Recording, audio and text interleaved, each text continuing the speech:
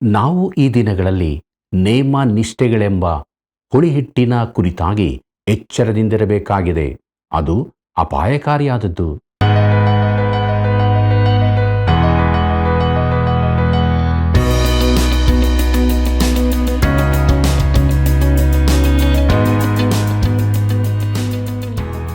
ಆತ್ಮೀಯ ವೀಕ್ಷಕರೇ, ನಿಮ್ಮೆಲ್ಲರಿಗೂ ತುಂಬು ಹೃದಯದ ವಂದನೆಗಳು. ಕಾರ್ಯಕ್ರಮ ವೀಕ್ಷಿಸಿ ನೀವು ಮಾಡಿದ ಕರೆಗಳಿಗಾಗಿ ಕೃತಜ್ಞತೆಗಳು.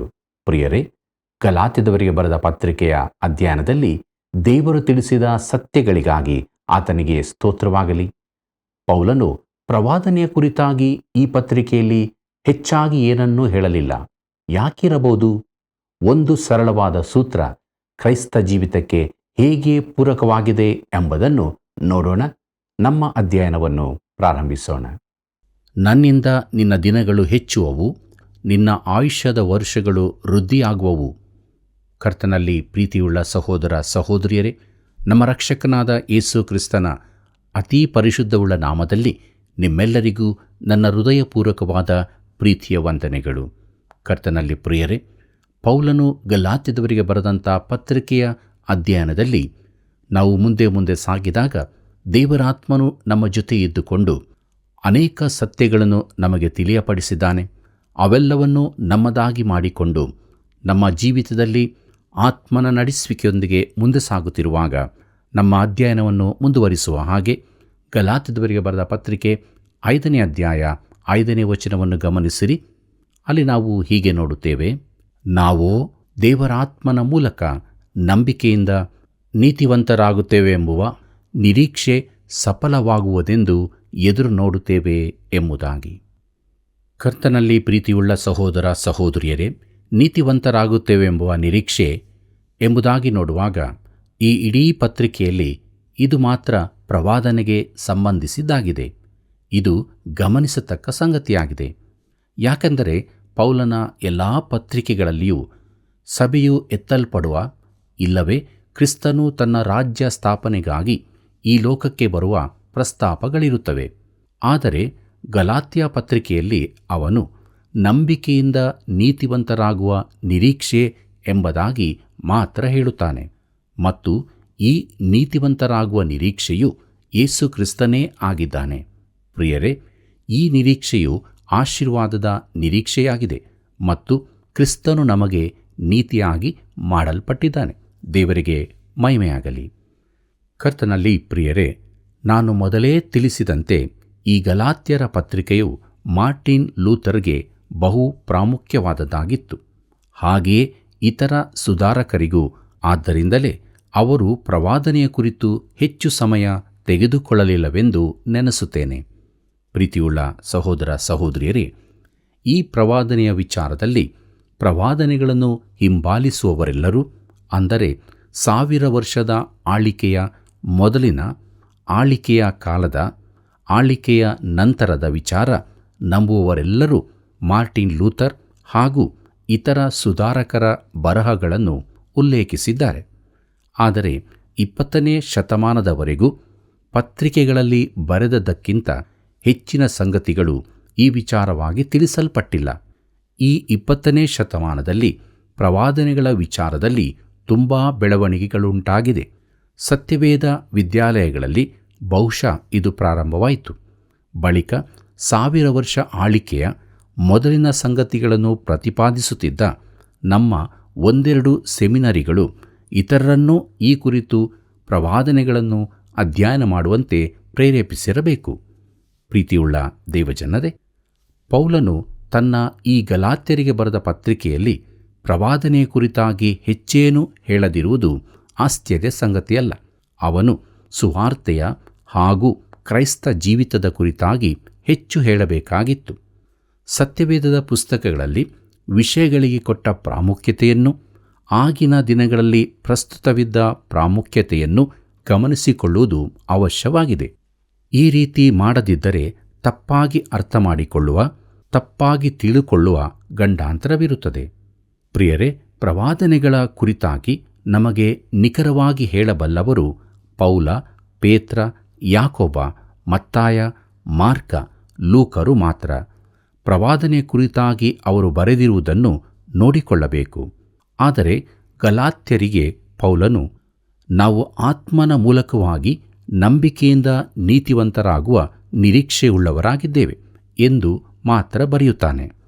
ಪೌಲನು ಇದನ್ನು ಇಲ್ಲಿ ಹೇಳುವುದಕ್ಕೆ ಕಾರಣವು ವಿಶ್ವಾಸಿಗಳು ಈ ಜೀವಿತದಲ್ಲಿ ಪರಿಪೂರ್ಣತೆಯನ್ನು ಸಾಧಿಸುವುದಿಲ್ಲವೆಂಬುದಾಗಿರಬಹುದು. ಮತ್ತು ಈ ದಿನಗಳಲ್ಲಿನ ಅತೀ ದೊಡ್ಡ ಕೊರತೆಯೇನೆಂದರೆ, ನಾವು ಕೊರತೆಯಿಲ್ಲದ ಪರಿಪೂರ್ಣತೆಯ ಸ್ಥಿತಿಗೆ ತಲುಪಿದ್ದೇವೆಂದು ನಂಬುವುದೇ ಆಗಿದೆ. ತಾವು ಪರಿಪೂರ್ಣರಾಗಿದ್ದೇವೆಂದು ನೆನೆಸುವವರು ನಮ್ಮ ಹಾಗೆಯೇ ಪರಿಪೂರ್ಣತೆ ಇಲ್ಲದವರಾಗಿದ್ದಾರೆ, ಆದರೆ ಅವರು ಅದನ್ನು ತಿಳಿದುಕೊಂಡಿಲ್ಲ. ಕರ್ತನಲ್ಲಿ ಪ್ರಿಯರೇ, ಗಲಾತ್ಯದವರಿಗೆ ಬರೆದ ಪತ್ರಿಕೆ 5ನೇ ಅಧ್ಯಾಯ 6ನೇ ವಚನವನ್ನು ಗಮನಿಸಿರಿ. ಅಲ್ಲಿ ನಾವು ಹೀಗೆ ನೋಡುತ್ತೇವೆ, ಕ್ರಿಸ್ತ ಯೇಸುವಿನಲ್ಲಿರುವವರಿಗೆ ಸುನ್ನತಿಯಾದರೂ ಪ್ರಯೋಜನವಿಲ್ಲ, ಆಗದಿದ್ದರೂ ಪ್ರಯೋಜನವಿಲ್ಲ, ಪ್ರೀತಿಯಿಂದ ಕೆಲಸ ನಡೆಸುವ ನಂಬಿಕೆಯಿಂದಲೇ ಪ್ರಯೋಜನವಾಗಿದೆ ಎಂಬುದಾಗಿ. ಪ್ರೀತಿಯುಳ್ಳ ಸಹೋದರ ಸಹೋದರಿಯರೇ, ಯಾವುದೇ ನ್ಯಾಯ ಪ್ರಮಾಣಗಳು ಕ್ರೈಸ್ತ ಜೀವಿತವನ್ನುಂಟು ಮಾಡಲು ಸಾಧ್ಯವಿಲ್ಲ. ಅದರ ಸೂತ್ರ ಬಹಳ ಸರಳವಾದದ್ದು, ಪ್ರೀತಿಯಿಂದ ಕೆಲಸ ಮಾಡುವ ನಂಬಿಕೆ ಎಂಬುದಾಗಿ.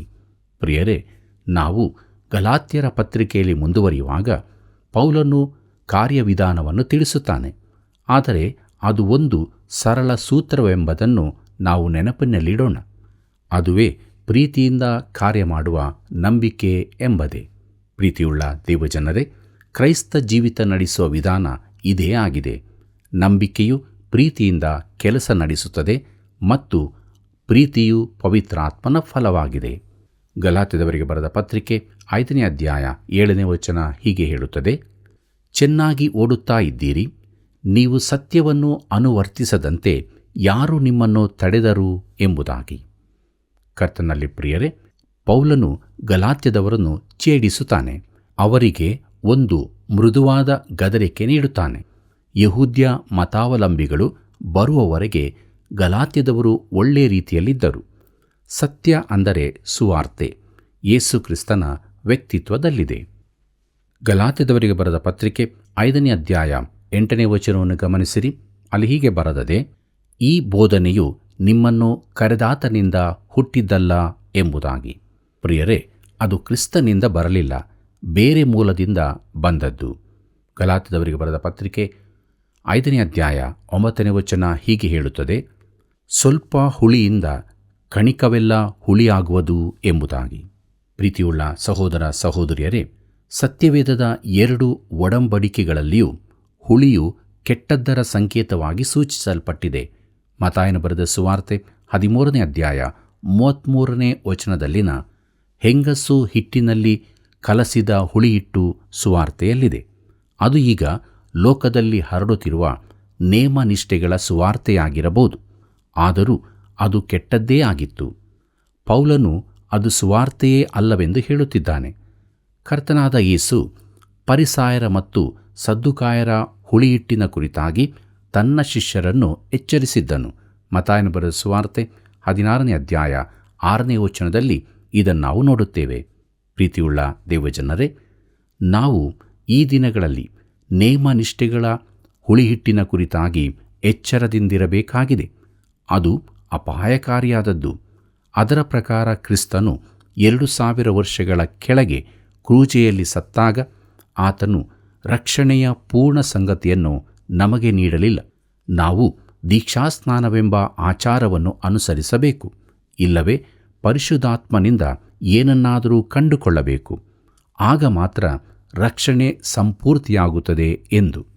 ಪ್ರಿಯ ಸ್ನೇಹಿತನೇ, ನಾನು ಕ್ರಿಸ್ತನನ್ನು ಅಂಗೀಕರಿಸಿದಾಗ ರಕ್ಷಣೆಯ ಪೂರ್ಣ ಸಂಗತಿಯನ್ನು ಹೊಂದಿದ್ದೇನೆ. ನಾನು ರಕ್ಷಿಸಲ್ಪಟ್ಟ ನಂತರ ನನಗೆ ಕೆಲವು ಅನುಭವಗಳಾಗಿರಬಹುದು, ಆದರೆ ಅದಾವುದೂ ನನ್ನ ರಕ್ಷಣೆಗೆ ಕೂಡಿಕೆಯಾಗುವುದಿಲ್ಲ. ನಮ್ಮ ರಕ್ಷಣೆಯನ್ನು ತಂದಾತನು ಕ್ರಿಸ್ತನೇ. ಯೇಸು ಹೇಳಿದ್ದು, ಒಬ್ಬ ಹೆಂಗಸು ಹುಳಿ ಹಿಟ್ಟನ್ನು ತಕ್ಕೊಂಡು 3 ಸೇರು ಹಿಟ್ಟಿನಲ್ಲಿ ಕಲಸಿದಳು ಎಂದು. ಪ್ರಿಯರೇ, ಈ 3 ಸೇರು ಹಿಟ್ಟು ಸುವಾರ್ತೆಗೆ ಹೋಲಿಕೆಯಾಗಿದೆ. ಅಂದರೆ ಸುವಾರ್ತೆಯಲ್ಲಿ ಹುಳಿಯನ್ನು ಅಡಗಿಸಿಡಲಾದ್ದರಿಂದ ಅದು ಸ್ವಾಭಾವಿಕ ಮನುಷ್ಯನಿಗೆ ರುಚಿಯಾಗಿರುತ್ತದೆ. ಕರ್ತನಲ್ಲಿ ಪ್ರೀತಿಯುಳ್ಳ ಸಹೋದರ ಸಹೋದರಿಯರೇ, ಡಾಕ್ಟರ್ ವರ್ನನ್ ಮ್ಯಾಗಿಯವರು ಈ ರೀತಿಯಾಗಿ ಹೇಳುತ್ತಾರೆ, ನಾನು ದಕ್ಷಿಣ ಪ್ರಾಂತ್ಯಗಳಲ್ಲಿ ಬೆಳೆದವನು. ನನಗೆ ದಿನಾಲೂ ತಯಾರು ಮಾಡುವ ಬಿಸಿ ಬಿಸ್ಕಿಟುಗಳಲ್ಲದೆ ಬೇರಾವ ಬಿಸ್ಕಿಟಿನ ಪರಿಚಯವಿರಲಿಲ್ಲ. ನನ್ನ ತಾಯಿ ಅದನ್ನು ದಿನಾಲೂ ಮಾಡುತ್ತಿದ್ದರು. ಈಗಲೂ ಒಲೆಯ ಮೇಲಿರಿಸಿದ ಹಿಟ್ಟಿನ ರೂಪದಲ್ಲಿರುವ ಆ ಬಿಸ್ಕಿಟ್ ನನಗೆ ನೆನಪಿಗೆ ಬರುತ್ತದೆ. ಅದು ಒಂದು ನಿರ್ದಿಷ್ಟ ಎತ್ತರಕ್ಕೆ ಬಂದಾಗ ಅಮ್ಮ ಅದನ್ನು ಓವನ್ನಲ್ಲಿ ಇರಿಸುತ್ತಿದ್ದಳು. ಅದಕ್ಕೆ ಹುಳಿ ಮಿಶ್ರ ಮಾಡಲ್ಪಡುತ್ತಿತ್ತು. ಬಿಸ್ಕಿಟ್ ಪೂರ್ತಿ ಕಾದ ಬಳಿಕ ಅವುಗಳ ಮೇಲೆ ನಾನು ಬೆಣ್ಣೆ ಹಾಗೂ ಜೇನುತುಪ್ಪವನ್ನು ಹಾಕುತ್ತಿದ್ದೆ. ಅದು ತುಂಬ ರುಚಿಯಾಗಿರುತ್ತಿತ್ತು. ಅದು ಈಗಲೂ ನನ್ನ ಅತಿ ಇಷ್ಟವಾದ ತಿಂಡಿ ಎಂಬುದೇ. ಕರ್ತನಲ್ಲಿ ಪ್ರಿಯರೇ, ಈ ದಿನಗಳಲ್ಲಿ ಸುವಾರ್ತೆಯು ರುಚಿಕರವಾಗಲು ಅದಕ್ಕೆ ತುಂಬ ಹುಳಿಯನ್ನು ಸೇರಿಸಲಾಗುತ್ತದೆ. ಪ್ರಾಕೃತ ಮನುಷ್ಯನಿಗೆ ಹುಳಿ ಹಿಟ್ಟಿನ ರೊಟ್ಟಿ ರುಚಿಯಾಗುತ್ತದೆ. ಆದರೆ ನಾವು ಆ ರೀತಿ ಮಾಡಬಾರದೆಂದು ನಮಗೆ ಎಚ್ಚರಿಕೆ ಕೊಡಲಾಗಿದೆ. ಗಲಾತ್ಯದವರಿಗೆ ಬರೆದ ಪತ್ರಿಕೆ 5ನೇ ಅಧ್ಯಾಯ 10ನೇ ವಚನವನ್ನು ಗಮನಿಸಿರಿ. ಅಲ್ಲಿ ನಾವು ಹೀಗೆ ನೋಡುತ್ತೇವೆ, ನನಗಂತೂ ನೀವು ಬೇರೆ ಅಭಿಪ್ರಾಯವನ್ನು ಹಿಡಿಯುವುದಿಲ್ಲವೆಂದು ಕರ್ತನಲ್ಲಿ ನಿಮ್ಮನ್ನು ಕುರಿತು ಭರವಸೆ ಉಂಟು. ನಿಮ್ಮಲ್ಲಿ ಭೇದವನ್ನು ಹುಟ್ಟಿಸುವವನು ಯಾವನಾದರೂ ಸರಿಯೇ, ಬರುವ ದಂಡನೆಯನ್ನು ಅನುಭವಿಸುವನು ಎಂಬುದಾಗಿ. ಕರ್ತನಲ್ಲಿ ಪ್ರೀತಿಯುಳ್ಳ ದೇವಜನರೇ, ಗಲಾತ್ಯದವರು ಕಡೆಗೂ ಯಹೂದಿ ಮತಾವಲಂಬಿಗಳ ಬೋಧನೆಯನ್ನು ತಿರಸ್ಕರಿಸುವರೆಂದು ಪೌಲನು ನಂಬಿದ್ದನು. ನೀವು ನಿಜವಾದ ಅರಿವನ್ನು ಹೊಂದಿ ಸಮಸ್ಥಿತಿಗೆ ಬಂದು ತಿಳುವಳಿಕೆ ಹೊಂದಿದಾಗ ನಿಮಗೆ ಸಾರಲ್ಪಟ್ಟ ಸುವಾರ್ತೆಗೆ ಹಿಂದಿರುಗುವಿರೆಂದು, ಆ ಯಹೂದಿ ಮತಾವಲಂಬಿಗಳ ಬೋಧನೆಯು ಬಲಾತ್ಕಾರದಾಗಿದ್ದು ಅದು ಹುಳಿ ಹಿಟ್ಟಾಗಿದೆ ಎಂಬುದನ್ನು ತಿಳುಕೊಳ್ಳುವಿರಿ ಎಂಬ ಭರವಸೆ ನಿಮ್ಮ ಕುರಿತು ನನಗಿದೆ ಎಂದು ಅವನು ಹೇಳುತ್ತಾನೆ. ಗಲಾತ್ಯದವರಿಗೆ ಬರೆದ ಪತ್ರಿಕೆ 5ನೇ ಅಧ್ಯಾಯ 11ನೇ ವಚನವನ್ನು ಗಮನಿಸಿರಿ. ಅಲ್ಲಿ ಹೀಗೆ ಬರುತ್ತದೆ, ನಾನಾದರೆ ಸಹೋದರರೇ, ಸುನ್ನತಿಯಾಗಬೇಕೆಂದು ಇನ್ನೂ ಸಾರುವವನಾಗಿದ್ದರೆ ಇನ್ನೂ ನನಗೆ ಹಿಂಸೆಯಾಗುವುದು ಯಾಕೆ? ಆ ಪಕ್ಷದಲ್ಲಿ ಶಿಲುಬೆಯ ದೆಸೆಯಿಂದ ಉಂಟಾದ ಆಕ್ಷೇಪವು ಹೋಯಿತಲ್ಲ ಎಂಬುದಾಗಿ. ಪ್ರೀತಿಯುಳ್ಳ ಸಹೋದರ ಸಹೋದರಿಯರೇ, ಈ ವಚನವನ್ನು ಸರಿಯಾಗಿ ಗಮನಿಸಬೇಕಾಗಿದೆ. ಪೌಲನು ಕೇಳುತ್ತಿದ್ದಾನೆ, ನಾನು ಸುನ್ನತಿ ಬೇಕೆಂದು ಬೋಧಿಸುವವನಾದರೆ ನನಗೆ ಹಿಂಸೆ ಯಾಕಾಗಬೇಕು ಎಂದು. ಸುವಾರ್ತೆಗೆ ಬೇರೆ ಏನನ್ನೂ ಸೇರಿಸಿ ಅದು ಸ್ವೀಕಾರ ಯೋಗ್ಯವೆಂದು ಮಾಡಬಹುದು. ಸ್ವಾಭಾವಿಕ ಮನುಷ್ಯನಿಗೆ ಸುವಾರ್ತೆಯು ಇದ್ದಕ್ಕಿದ್ದಂತೆ ಸ್ವೀಕಾರ್ಹವಾಗಿರುವುದಿಲ್ಲ. ಸುವಾರ್ತೆಯನ್ನು ಸಾರುವವರು ವಿರೋಧವನ್ನೆದುರಿಸಬೇಕಾಗುತ್ತದೆ. ಪೌಲನು ಕೇಳುತ್ತಾನೆ, ನಾನು ಸುವಾರ್ತೆಗೆ ಬೇರೆಯದನ್ನು ಸೇರಿಸುವುದಾದರೆ ನನಗೆ ಹಿಂಸೆ ಯಾಕಾಗಬೇಕು? ಆಗ ಕ್ರೂಜೆಯ ಮೇಲಿನ ಆಕ್ಷೇಪವೂ ಹೋಯಿತು ಎಂಬುದಾಗಿ ನೋಡುವಾಗ, ಮಾನವನು ಹೆಮ್ಮೆ ಪಡುವ ಪ್ರತಿಯೊಂದು ವಿಷಯಕ್ಕೂ ಕ್ರೂಜೆಯು ಒಂದು ಆಕ್ಷೇಪವಾಗಿರುತ್ತದೆ. ಅದು ಅವನ ನೈತಿಕತೆಗೆ ವಿರೋಧವಾಗಿದೆ. ಯಾಕೆಂದರೆ ಅವನ ಕ್ರಿಯೆಗಳಿಂದ ನೀತಿವಂತನಾಗಲಾರನೆಂದು ಅದು ಹೇಳುತ್ತದೆ. ಅದು ಮಾನವನ ಸಂಸ್ಕೃತಿಗೆ ಅಡ್ಡಿಯಾಗಿದೆ. ಯಾಕೆಂದರೆ ಅದರ ಸತ್ಯಗಳು ಚಿಕ್ಕ ಮಕ್ಕಳಿಗೂ ತಿಳಿಯುವಂತೆ ಇರುತ್ತದೆ. ಅದು ಮಾನವನ ತತ್ವಜ್ಞಾನಕ್ಕೆ ಪ್ರತಿಯಾಗಿದೆ. ಯಾಕೆಂದರೆ ಅದು ನಂಬಿಕೆಯನ್ನು ಕೇಳುತ್ತದೆ ಹೊರತು ತಿಳುವಳಿಕೆಯನ್ನಲ್ಲ. ಅದು ಅವನ ಜಾತಿ ಕುಲಗಳಿಗೆ ವಿರೋಧವಾಗಿದೆ. ಯಾಕೆಂದರೆ ದೇವರು ಬಡವನನ್ನು ದೀನನನ್ನು ಆರಿಸುತ್ತಾನೆ. ಅದು ಅವನ ಚಿತ್ತಕ್ಕೆ ವಿರೋಧವಾಗಿದೆ. ಯಾಕೆಂದರೆ ಅದು ನಿಶರ್ಥವಾದ ಸಮರ್ಪಣೆಯನ್ನು ಕೇಳುತ್ತದೆ. ಅದು ಅವನ ಹೆಮ್ಮೆಗೆ ಪೆಟ್ಟು ಕೊಡುತ್ತದೆ. ಯಾಕೆಂದರೆ ಮಾನವನ ಪಾಪದ ದುರ್ದಶೆಯನ್ನು ತೋರಿಸಿಕೊಡುತ್ತದೆ ಮತ್ತು ಅವನಿಗೆ ಅದು ವಿರೋಧವಾದದ್ದು. ಯಾಕೆಂದರೆ ಅವನು ತಿರುಗಿ ಹುಟ್ಟಬೇಕೆಂದು ಅದು ಹೇಳುತ್ತದೆ. ಪ್ರೀತಿಯುಳ್ಳ ಸಹೋದರ ಸಹೋದರಿಯರೇ, ನಿಕೋದೇಮನು ಧಾರ್ಮಿಕ ವ್ಯಕ್ತಿಯಾಗಿದ್ದರೂ ಯೇಸು ಆ ರಾತ್ರಿ ಫರಿಸಾಯನಾದ ಅವನಿಗೆ ನೀನು ತಿರುಗಿ ಹುಟ್ಟಬೇಕೆಂದು ಹೇಳಿದಾಗ ಅದು ಅವನನ್ನು ಅವಮಾನಿಸಿದಂತಾಯಿತು. ಆದ್ದರಿಂದಲೇ ಪುನರ್ಜನ್ಮದ ಕುರಿತಾದ ಸಾರುವ ಪ್ರಸಂಗಿಗಳು ತಮ್ಮ ಸಭೆಯವರಿಂದ ತೊಂದರೆಯನ್ನು ಅನುಭವಿಸುತ್ತಾರೆ. ಕೆಲವು ಸದಸ್ಯರು ತಿರುಗಿ ಹುಟ್ಟಲು ಇಚ್ಛಿಸುವುದಿಲ್ಲ. ತಾವು ಇಷ್ಟರಲ್ಲೇ ಒಳ್ಳೆಯವರೆಂದು ನೆನೆಸುತ್ತಾರೆ. ಅದು ಅವರಿಗೊಂದು ಅವಮಾನವಾಗಿ ಕಾಣುತ್ತದೆ. ಪ್ರಿಯರೇ, ಕ್ರೂಜೆಯು ಒಂದು ವಿರೋಧವಾಗಿ ಕಾಣುತ್ತದೆ. ಆದರೆ ನಾವು ಅದನ್ನು ಅತಿಯಾಗಿ ಮಾಡುವ ಕುರಿತು ಎಚ್ಚರವಾಗಿರಬೇಕು. ಪ್ರೀತಿಯುಳ್ಳ ದೇವಜನರೇ, ಸೆಮಿನರಿಯಲ್ಲಿ ನನಗೆ ಕಲಿಸುತ್ತಿದ್ದವರೊಬ್ಬರು ಒಂದು ಜಾಣ್ಮೆಯ ಮಾತನ್ನು ಹೇಳಿದರು. ಅದೇನೆಂದರೆ, ಯವನಸ್ಥರೇ, ಸುವಾರ್ತೆಯನ್ನು ಕೆಳಮಟ್ಟಕ್ಕೆ ತರಬೇಡಿರಿ, ಬದಲಾಯಿಸಬೇಡಿರಿ. ಯಾಕಂದರೆ ಕ್ರೂಜೆಯ ಕುರಿತಾಗಿ ಆಕ್ಷೇಪವಿರುತ್ತದೆ. ನೀವು ಅದನ್ನು ತಿಳಿದುಕೊಳ್ಳಬೇಕು, ಆದರೆ ಅದನ್ನು ಅತಿಯಾಗಿ ಮಾಡಬೇಡಿರಿ ಎಂಬುದಾಗಿ. ಪ್ರೀತಿಯುಳ್ಳ ಸಹೋದರ ಸಹೋದರಿಯರೇ, ಅನೇಕ ವೇಳೆ ನಾವು ಸುವಾರ್ತೆಯನ್ನು ಕೊಡುವ ರೀತಿಯಲ್ಲಿ ಆಕ್ಷೇಪಾರ್ಹವಾಗಿರುತ್ತೇವೆ. ಹೀಗೆ ಮಾಡುವುದಕ್ಕಾಗಿ ಒಂದು ಕುಟುಂಬವನ್ನು ವಿರೋಧಿಸಿದ್ದರಿಂದಾಗಿ ಅವರು ಸಭೆಯನ್ನು ಬಿಟ್ಟು ಹೋಗಬೇಕಾಯಿತು. ನಾನು ಅವರಿಗೆ ಹೇಳಿದೆ, ನೋಡು, ನೀನು ನಾನು ಜನರನ್ನು ವಿರೋಧಿಸುವುದಕ್ಕಾಗಿ ಇಲ್ಲಿ ಇರುವುದಲ್ಲ. ಅವರಿಗೆ ಯಾವುದಾದರೂ ವಿರೋಧವಿರುವುದಾದರೆ ಅದು ನಿನ್ನ ಕುರಿತಾಗಿರದೆ ಸುವಾರ್ತೆಯ ವಿಷಯದಲ್ಲಿ ಇರಲಿ ಎಂಬುದೇ. ಕರ್ತನಲ್ಲಿ ಪ್ರೀತಿಯುಳ್ಳ ಸಹೋದರ ಸಹೋದರಿಯರೇ, ಕೊನೆಯದಾಗಿ ಗಲಾತ್ಯದವರಿಗೆ ಬರೆದ ಪತ್ರಿಕೆ 5ನೇ ಅಧ್ಯಾಯ 12ನೇ ವಚನವನ್ನು ಗಮನಿಸಿರಿ. ಅಲ್ಲಿ ನಾವು ಹೀಗೆ ನೋಡುತ್ತೇವೆ, ನಿಮ್ಮನ್ನು ಕಳವಳಪಡಿಸುವವರು ಅಂಗಛೇದನೆಯನ್ನಾದರೂ ಮಾಡಿಕೊಂಡರೆ ವಾಸಿ ಎಂಬುದಾಗಿ. ಕರ್ತನಲ್ಲಿ ಪ್ರಿಯರೇ, ಇಂತಹ ಯಹೂದಿ ಮತಾವಲಂಬಿಗಳು ನಿಮ್ಮಿಂದ ತೆಗೆಯಲ್ಪಟ್ಟರೆ ಒಳ್ಳೆಯದು. ಪ್ರಿಯರೇ, ಇಂದು ನಾವು ಕೇಳುತ್ತಿರುವ ಸುವಾರ್ತೆ ಏನಾಗಿದೆ? ಅದು ನಮ್ಮನ್ನು ನೇಮನಿಷ್ಠೆಗಳಿಗೆ ಒಳಪಡಿಸುತ್ತಾ ಇದೆಯೋ? ಎಚ್ಚರವಾಗಿರೋಣ. ದೇವರ ವಾಕ್ಯದ ಬೆಳಕಿನಲ್ಲಿ ನಮ್ಮನ್ನು ನಾವು ಪರೀಕ್ಷಿಸಿಕೊಳ್ಳೋಣ. ನಾವು ಸುವಾರ್ತೆಯನ್ನು ಕೇಳಿ ನಂಬಿ ಅದಕ್ಕೆ ವಿಧೇಯರಾಗಿ ಜೀವಿಸುವವರು ಆಗಬೇಕು. ಆ ವಿಧೇಯತೆ ನೇಮನಿಷ್ಠೆಗಳಲ್ಲಿ ಅಲ್ಲ, ನಂಬಿಕೆಯಲ್ಲಿ ಇರಬೇಕು. ಹೀಗಾಗುವಂತೆ ದೇವರು ತಾನೇ ನಮಗೆ ಸಹಾಯ ಮಾಡಿ ನಡೆಸಲಿ. ಕರ್ತನ ಕೃಪೆಯು ಸದಾ ನಿಮ್ಮ ಸಂಗಡ ಇರಲಿ. ಪ್ರಿಯರೇ, ಗಲಾತ್ಯ ಪತ್ರಿಕೆಯು ಅನೇಕರಿಗೆ ಬಹಳ ಪ್ರಾಮುಖ್ಯವಾದದ್ದಾಗಿತ್ತು. ಇಂದು ನಮಗೂ ಕೂಡ ಅಷ್ಟೇ ಪ್ರಾಮುಖ್ಯವಾಗಿದೆ. ಪ್ರೀತಿಯಿಂದ ಕೆಲಸ ಮಾಡುವ ನಂಬಿಕೆಯೇ ಸರಳ ಸೂತ್ರ. ಪ್ರೀತಿ ಪವಿತ್ರ ಆತ್ಮನ ಫಲವಾಗಿದೆ. ಆದ್ದರಿಂದ ದಿನಾಲೂ ನಾವು ಪ್ರೀತಿಯಿಂದ ನಡೆಯೋಣ, ದೇವರನ್ನು ಮಹಿಮೆಪಡಿಸೋಣ. ಬನ್ನಿರಿ, ಪ್ರಾರ್ಥನೆ ಮಾಡಿಕೊಳ್ಳೋಣ. ಕೃಪಾಳು ದೇವರೇ, ಇದ್ದಂಥ ಸ್ಥಿತಿಯಲ್ಲಿ ನಿನ್ನ ಪಾದ ಬಳಿಗೆ ಬಂದಿದ್ದೇವೆ. ನಮ್ಮ ಜೀವಿತದಲ್ಲಿ ಪ್ರೀತಿಯಿಂದ ನಡೆಯುವುದಕ್ಕೆ ನಮಗೆ ಸಹಾಯ ಮಾಡು. ನೀನು ಮೆಚ್ಚದೇ ಇರುವಂಥ ಸ್ವಭಾವಗಳಿಂದ ಬಿಡುಗಡೆ ಕೊಡು ಸ್ವಾಮಿ.